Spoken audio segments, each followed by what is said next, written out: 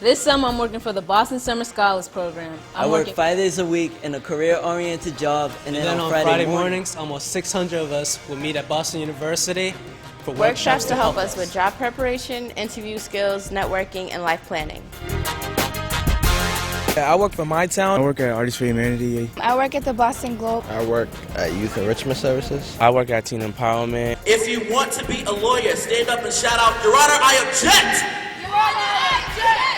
I think all those factors are a consequence of these kids knowing that there's significant institutions and individuals in the community that clearly care about them, that are investing in them, that want them to have an opportunity. For them to have that experience with a meaningful job at this age, that all by itself is significant. At my old job, what I would do, I was just like do glass products and not really get to interact with people, but now it's me like giving people tours and trying to teach people. And like one of my tours, actually I had a tour with my teacher. She was actually surprised because the tables had turned, so I was teaching her. Honestly, I wouldn't call it a job because it's more like a career. For these teens who grow up looking at the skyline of downtown Boston, but who've never been in those buildings, never felt comfortable going into those buildings and feeling like they belong where there's so much economic power.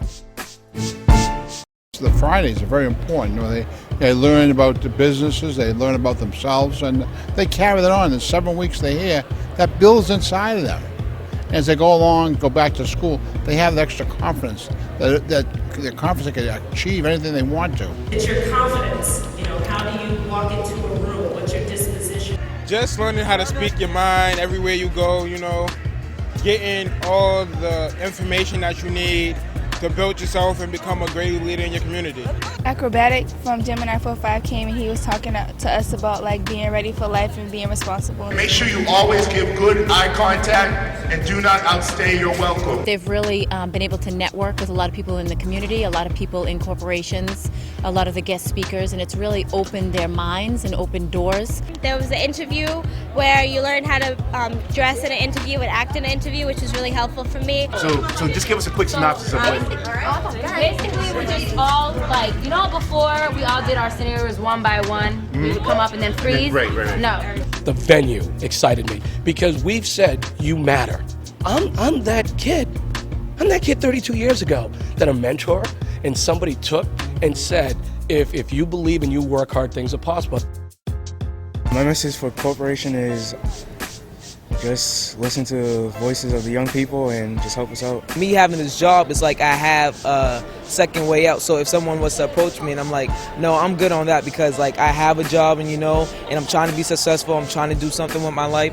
So therefore I could just fall back on that. The peer pressure has to shift to positive peer pressure. And when you have young folks who are working, young people who have an experience, young people who can talk about mentorship, it's an easy one to encourage others. It's these folks that are talking to their peers and talking to their colleagues. One of the easiest ways to stop a bullet is a job.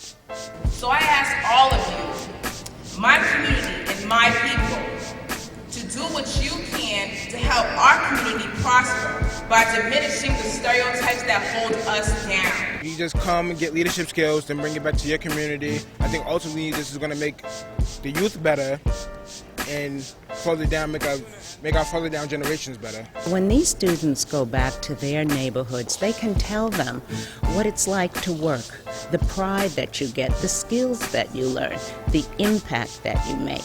And so we're hoping more students will want to step outside of their zone and reach as far as they can and prepare themselves for their future.